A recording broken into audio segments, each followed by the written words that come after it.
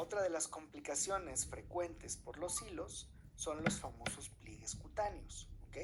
Los pliegues cutáneos se pueden llegar a dar 3 a 4 días posteriores a la aplicación. Se da por repetir el avance y retroceso de la cánula, generando nudos o también cuando se generan nudos de elevada fuerza de tracción. Aquí esto es bien frecuente porque a veces no tenemos la pericia suficiente para mantenernos en el mismo plano anatómico.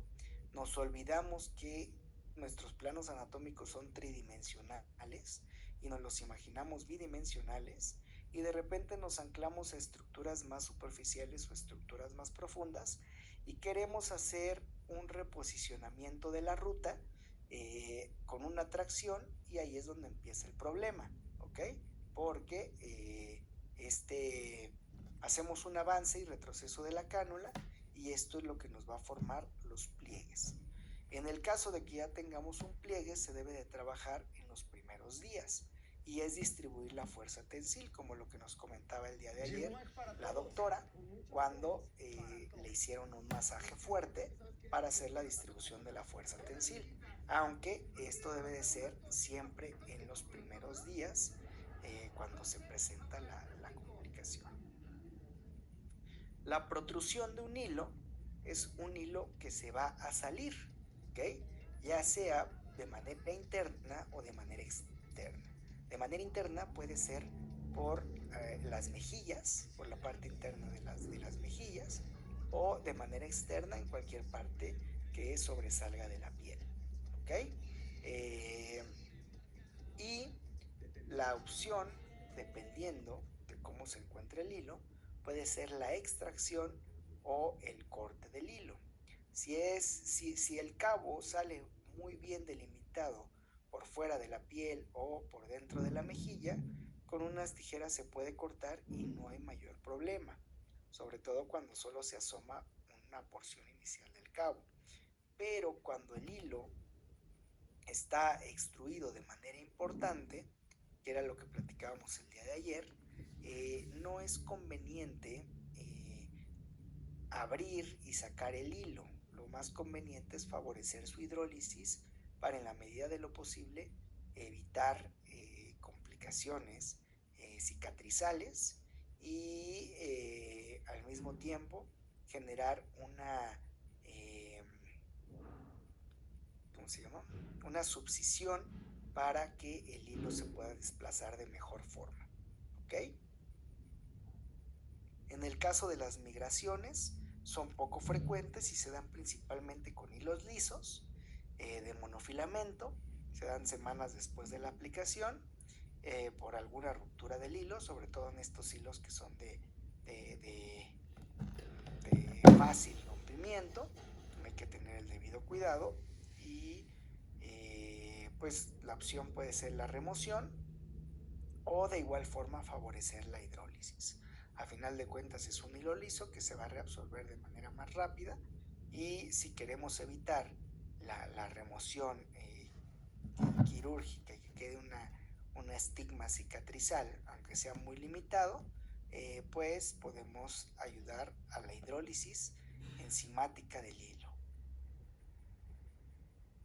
Las protuberancias se dan por varios hilos en un mismo punto de entrada, o por un inadecuado corte cuando se realiza el corte, ¿okay?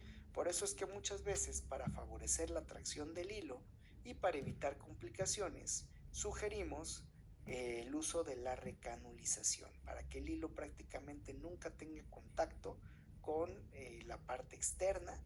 De esta forma evitamos infecciones, evitamos extrusiones, evitamos protuberancias y demás, ¿no? Entonces, por eso es que las técnicas de recanulización son tan utilizadas por la mayoría de nosotros. En caso de que haya una protuberancia, pues el mecanismo de trabajarlo también es la retracción por medio de un masaje fuerte, separando los tejidos, haciendo una subcisión externa. Y finalmente los hoyuelos, que puede ser una complicación común y está dada por la densidad de los tejidos fibróticos. Les digo, cuando estamos sobre todo trabajando el tercio medio e inferior, hay un punto donde la mejilla se vuelve mucho más delgada a la grasa y suele llegar a tocar un pequeño plano dérmico. Entonces, en ese punto se puede dar esta formación del hoyuelo, que es bastante frecuente, ¿ok? El mecanismo de resolución también es muy sencillo. Se hace un empuje y una retracción para liberar el plano y quitar esta formación de hoyuelos. Y finalmente la infección, que pues es principalmente por una deficiencia en la asepsia y la antisepsia, y está relacionado particularmente con streptococos, estafilococos y en el peor de los casos con micobacterias en cuestiones de infecciones bacterianas, ¿ok? Las micobacterias en el caso de ellos son muy raras, pero se da pues el mismo tratamiento que con cualquier otro tipo de micobacteria. Ya saben, biopsiado, cultivo, antibiograma, tratamiento y pues la fase regenerativa. Y pues bueno, el uso de los antibióticos pertinentes dependiendo el tipo de infección que se esté presentando por la complicación de este tratamiento. ¿Ok? Hasta aquí, ¿alguna duda con los hilos? ¿O alguna duda con la parte de la toxina? ¿O con alguno de los otros tratamientos?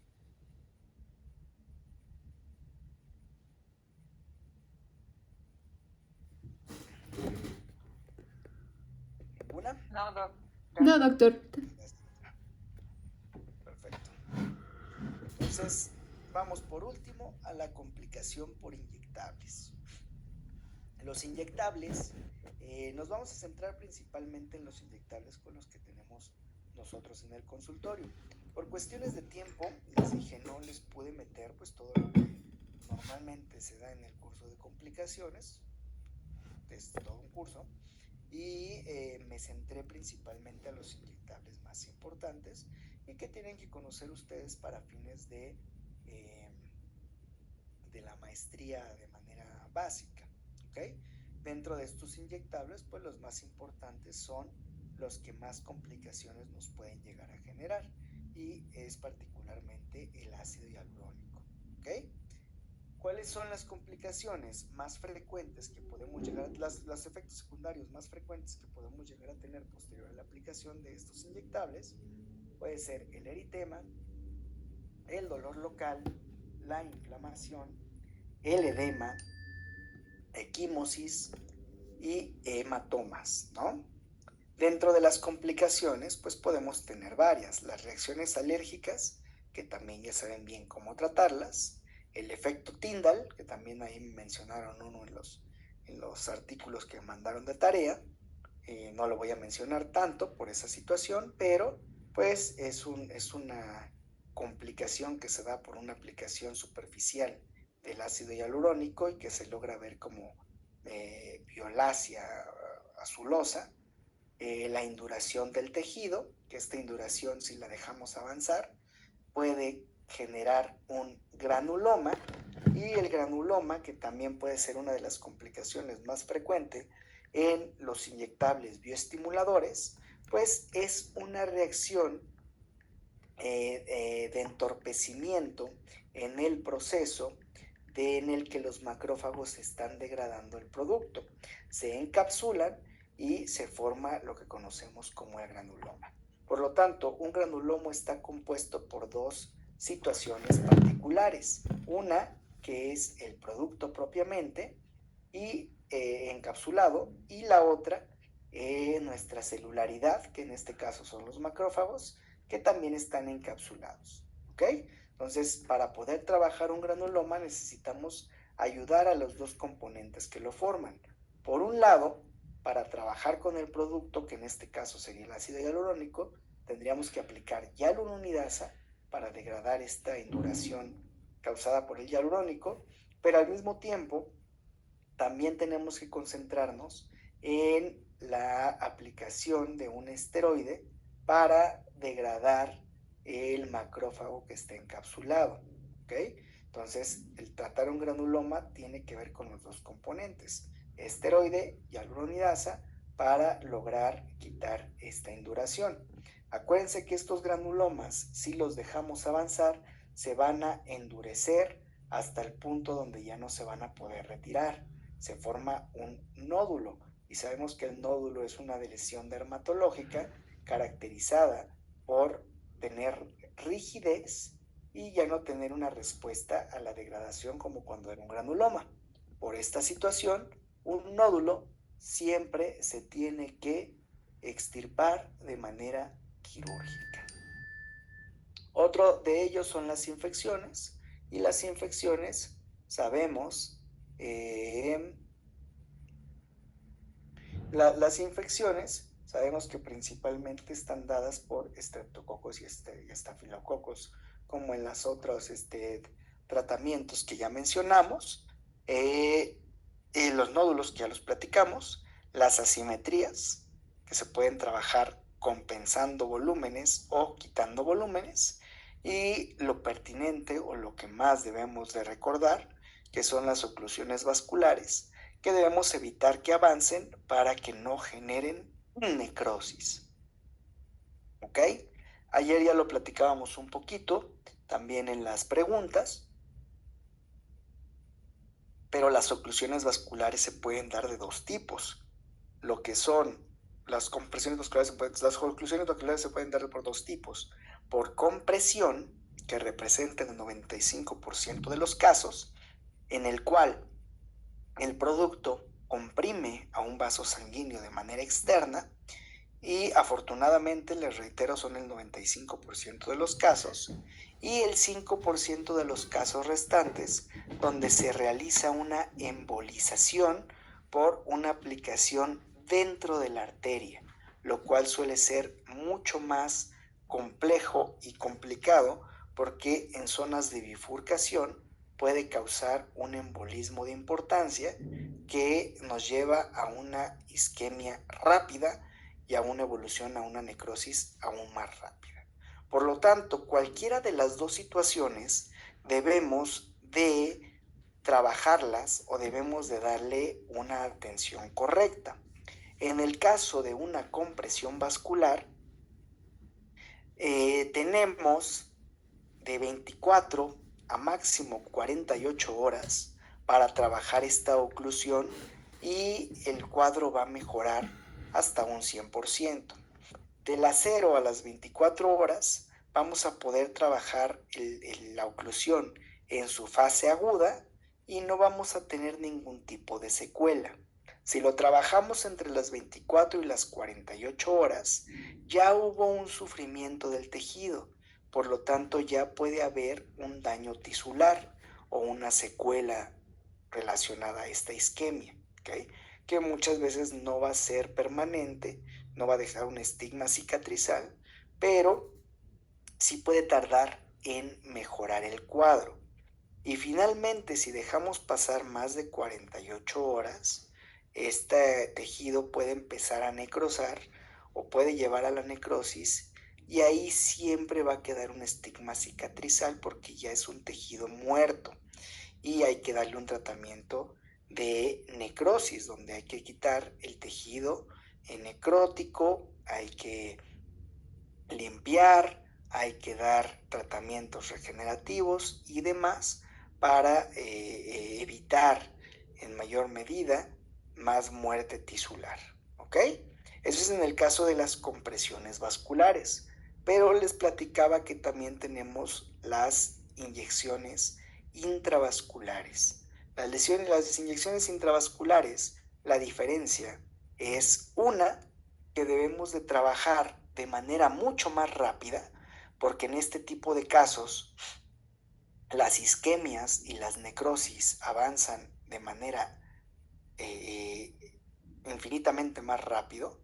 El tejido empieza a sufrir a partir de los minutos, y al cabo de una a 2 horas ya hay un sufrimiento tisular importante, y al cabo de 3, máximo 4 horas ya hay datos de necrosis. Entonces, una inyección intraarterial, que que afortunadamente son mucho menos los casos, sí que se tiene que trabajar de manera muy rápida y al igual que como hablábamos con la anafilaxia, siempre debemos de tener un lugar donde haya un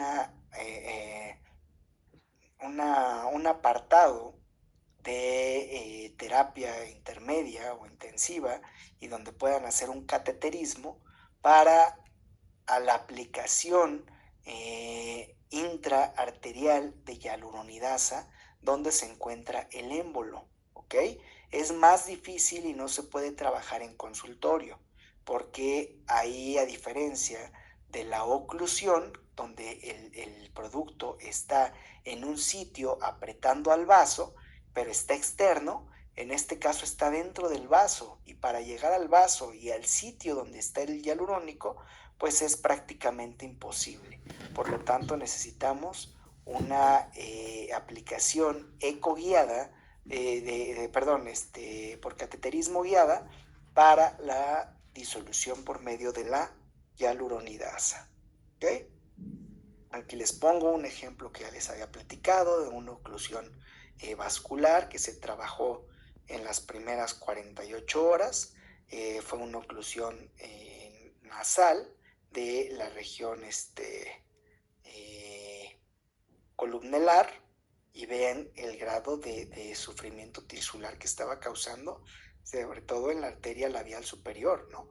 Porque están interconectadas las columnelares con la labial superior. Por lo tanto, aquí estaba teniendo un sufrimiento el tejido. Vean cómo después incluso del tratamiento, pues las reacciones herpéticas pues van de la mano, ¿no? Sin embargo, al manejo correcto de la hialuronidasa junto con el tratamiento antiisquémico, vemos cómo pasa de este tejido que pareciera estar incluso hasta ya necrosado, pero no lo estaba, solamente era el sufrimiento y una colonización bacteriana y una herpética al mismo tiempo en el tejido, y esto fue también rápido, en un lapso, les digo, de menos de 48 horas, pero después de un tiempo, vean, la instauración, al menos de la mucosa, estaba excelente, y de la porción externa, pues sí, había las costras características de las reacciones herpéticas, y una hiperpigmentación posinflamatoria clara que se veía ahí que se estaba por formar, pero vaya, o sea, a final de cuentas, un adecuado manejo para evitar las complicaciones, ¿no? Vemos cómo después de la costrificación quedó evidentemente la hiperpigmentación posinflamatoria, pero bueno, dentro de las complicaciones, pues era la menos peligrosa.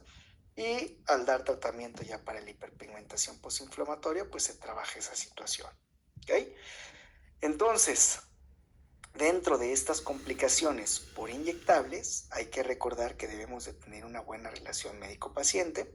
La aplicación de hialuronidasa, ayer nos decía la doctora que eran unidades de 300, si no mal recuerdo, pero para degradar un ácido hialurónico necesitamos mínimo de 1500 a 2000 unidades por cada jeringa de hialurónico puesta, ¿ok? Si pusiste 2 jeringas en nariz y se te ocluyó, pues entonces hay que considerar 2 hialuronidasas para trabajar esa cantidad de ácido hialurónico. Digo, eso es algo absurdo, ¿verdad? ¿Quién va a poner 2 jeringas de hialurónico en nariz? Pero bueno, si fuera el caso, se tendrían que poner 2 hialuronidasas de 2000 unidades. Acuérdense que la mejor hialuronidasa para trabajar una isquemia por ácido hialurónico es la que se diluya en menor cantidad de líquido para no ocupar un espacio mayor, ¿ok? La única hialuronidasa que tiene registro para poder ser utilizada en México para trabajar complicaciones por rellenos de hialurónico es Total Corrector de PB Serum, ¿ok? Hay otra línea que se llama Partial Corrector, también de PB Serum, que esa sí tiene 250 a 300 unidades y se utiliza para corrección de asimetrías, ¿ok? Para quitar volúmenes, pero que no son complicaciones o vasculares. Y esa no tiene registro para poder ser utilizada en cuanto a ácidos hialurónicos en México. La única que lo tiene es Total Corrector. ¿Ok? ¿Cómo se aplica? Se prepara en 1 mililitro de solución fisiológica de igual forma, ningún otro diluyente más que la solución fisiológica, y se aplica sobre los puntos donde se puso el hialurónico. Hay que buscar respetar o llegar al mismo plano donde se encuentra la induración del tejido, ¿ok? Donde está un poquito más rígido el tejido, donde se encuentra el dolor o donde nosotros sabemos que lo pusimos. Por ejemplo, si pusimos un hialurónico en nariz y nos fuimos superficial a la piel y ahí se ocluyó, bueno, pues ya sabemos que lo pusimos a ese nivel y ahí mismo es donde vamos a poner la hialuronidasa, ¿ok?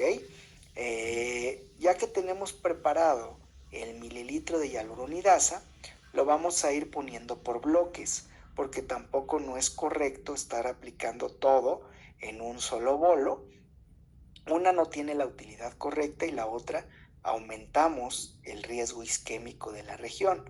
Por lo tanto, lo vamos a dividir entre 3 a 4 aplicaciones, dependiendo del grado de isquemia que tenga el paciente. ¿Ok? Entonces, podemos aplicar primeramente de 30 a 40 unidades de la jeringa de insulina, distribuidas en puntos de 5 a 6 unidades por punto, y lo vamos a colocar sobre el trayecto donde pusimos el ácido hialurónico y en la periferia de donde lo pusimos, ¿ok? Por decirlo, sería intralesional y en la periferia de la lesión para que haya una difusión más completa de el producto. Tenemos que asociarlo también a la tríada de tratamiento para ayudar a una dilatación, una vasodilatación. En algunos protocolos establecen que no es necesario la aplicación del vasodilatador, ¿ok? Yo lo sigo manejando porque fue lo que me dio una buena respuesta en combinación en todos los tratamientos que he hecho para oclusiones vasculares. Por lo tanto, yo lo sigo utilizando y no me ha generado problemas en la vasodilatación, aunque hay artículos que mencionan que esa vasodilatación generalizada no tiene gran utilidad en los vasos sanguíneos locales de las oclusiones vasculares. Sin embargo, les digo, a mí me ha funcionado y por lo tanto lo sigo utilizando. Y el ácido acetilsalicílico, sobre todo para evitar embolizaciones.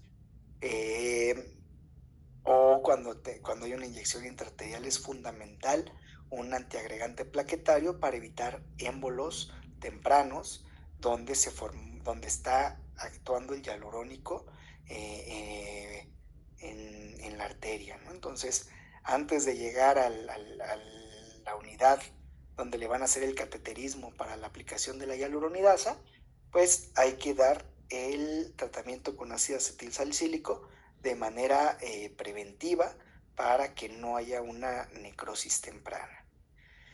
Si hay alguna complicación por colonización bacteriana o herpética, utilizamos el medicamento pertinente, que puede ser la dicloxacilina o el valaciclovir o aciclovir, dependiendo de la gravedad del cuadro herpético. Y también, sobre todo cuando hay un daño tisular o cuando hay alguna secuela, es importante restablecer la circulación periférica, y para eso podemos ayudarnos de la oxigenación hiperbárica, sobre todo trabajado de 1.4 a 2.5 atmósferas, con obviamente el oxígeno al 100%, para ayudar a la oxigenación distal. El ozono, que también volvemos a lo mismo, puede ser muy útil como efecto bactericida, bacteriostático, antiviral y antimicótico. Hay que recordar que estas zonas isquémicas son muy agradables para estas colonizaciones de microorganismos y podemos dar un efecto preventivo con el ozono. Y algún tipo de láser terapéutico para estimular la vasodilatación del tejido, como puede ser a lo mejor la luz roja, de esa que viene en máscaras, o el láser terapéutico que es externo, Vaya, todo aquello que no sea ablativo nos puede ayudar en las complicaciones por los inyectables. ¿Okay? Ahí no sé por qué se formó. Me voy a apurar en esto porque no sé si hay alguna duda y quiero que veamos un poquito acerca de los artículos, ¿ok? Porque había unos bastante interesantes que sí me gustaría que los abordáramos. Ahorita te lo escribo, doctora Estela. Había el de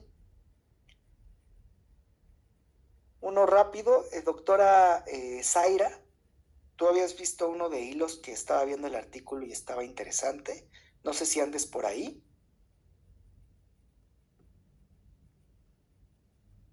Perdón, Doctora. sí, doctor, hola, buena tarde. Hola, doctora Zaira. ¿Mande? ¿Nos podrías comentar así de manera muy breve lo que te llamó la atención del artículo? Yo lo estaba leyendo en el receso y había Ajá. unos puntos de importancia que estabas colocando igual en el resumen. ¿Les podrías platicar así de manera muy somera a los doctores sobre lo que encontraste en tu artículo? Sí, pues bueno, fue un artículo, no es tan reciente, fue en el 2020, y este fue un artículo que se le hizo a 61 pacientes, todas fueran mujeres, en las cuales las principales complicaciones que se presentaron por la colocación de hilos, casi el 90% se solucionó por tratamiento no quirúrgico y creo que un 10% fue tratamiento quirúrgico. Entre las no quirúrgicas, las principales que se presentaron fueron infección, en algunas otras insatisfacción por que no les gustó cómo les quedó la cara. En la otra fueron parestesias. En un 16% se presentaron hoyuelos, que eran también como de las más comunes, induraciones, entre pocas, la lesión del nervio, porque se fueron muy profundo, y pues en un 4% por las reacciones alérgicas. Los diagnósticos que se utilizaron en aquellas complicaciones, había un paciente que tuvo repetitivas infecciones y en él sí se tuvo que utilizar lo que fue una resonancia magnética.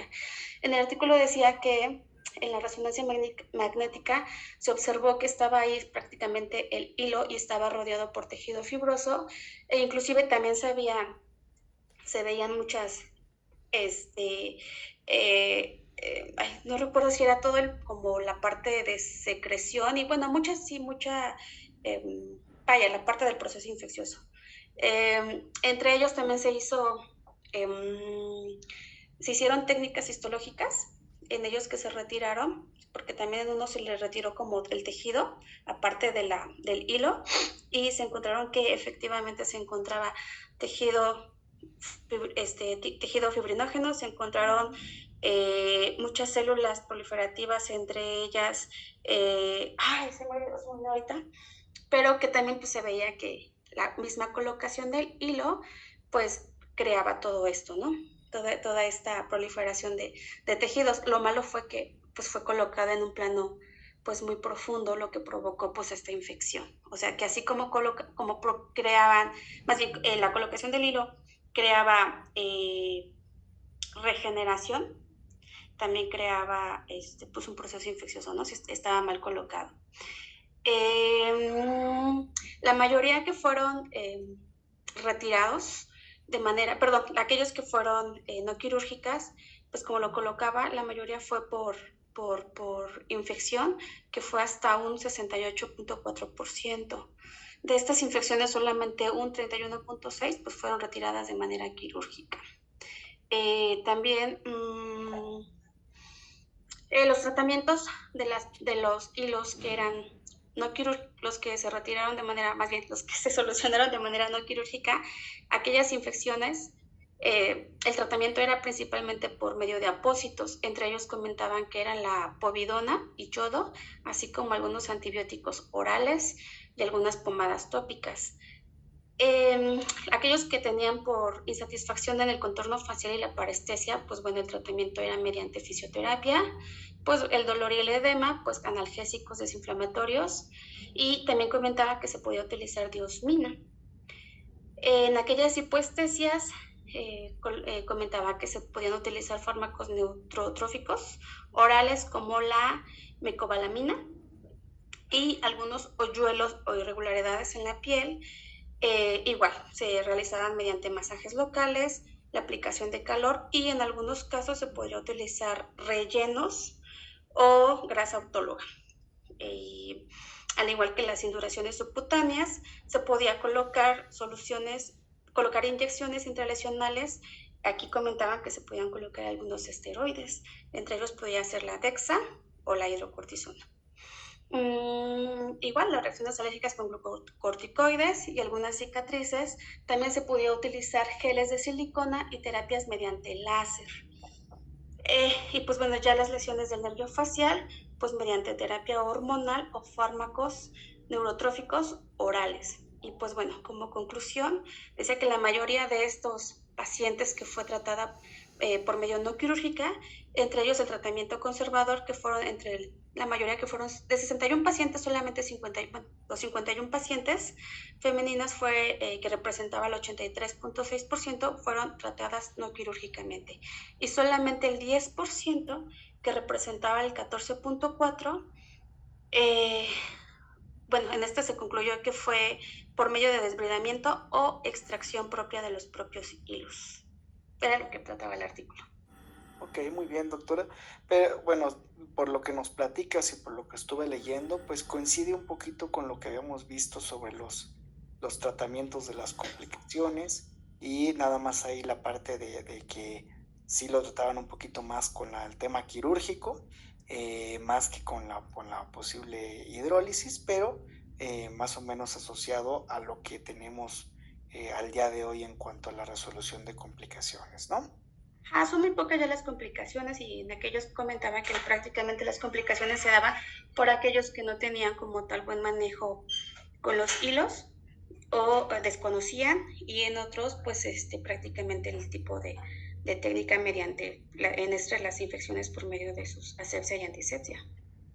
Ok, muy bien, doctora, muchas gracias. De nada. Doctora, también estaba viendo el de la doctora Adriana Tableros, que hablaba de algo bien importante, que es la inyección retrovulvar de hialuronidasa en este tipo de complicaciones que suele ser frecuente. No sé si andes por ahí, doctora. Sí, doctora, aquí estoy.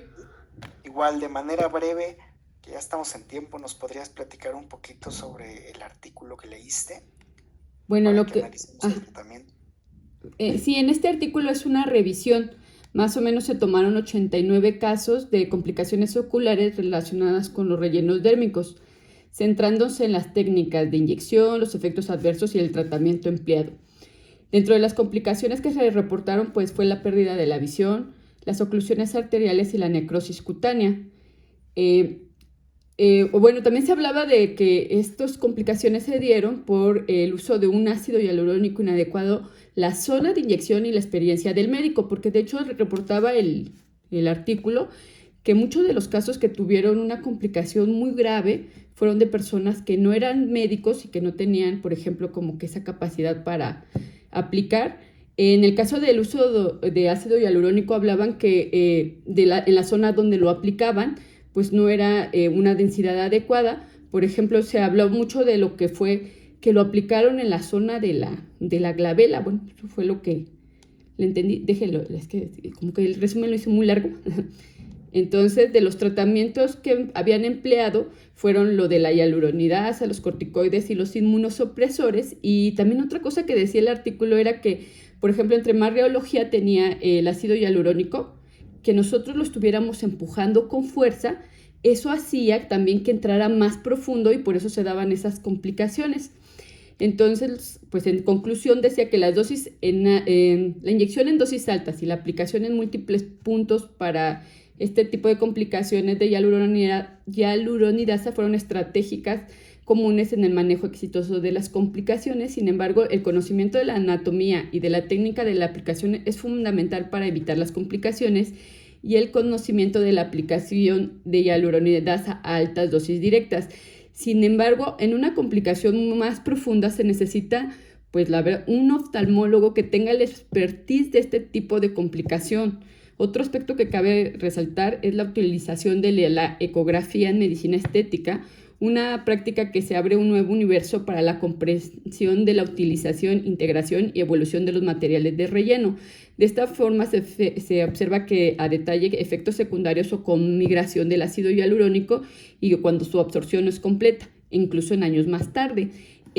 Pues la verdad es que a mí se me hizo como que es muy complicado todo esto, doctor, porque, por ejemplo, si tuviéramos una complicación tan grave como esa de lo que me comentaba de la inyección retrovulvar, sí necesitaríamos a fuerzas al especialista, ¿no, doctor? Porque ¿a poco nosotros podríamos hacer un entrenamiento para poder hacer algo así?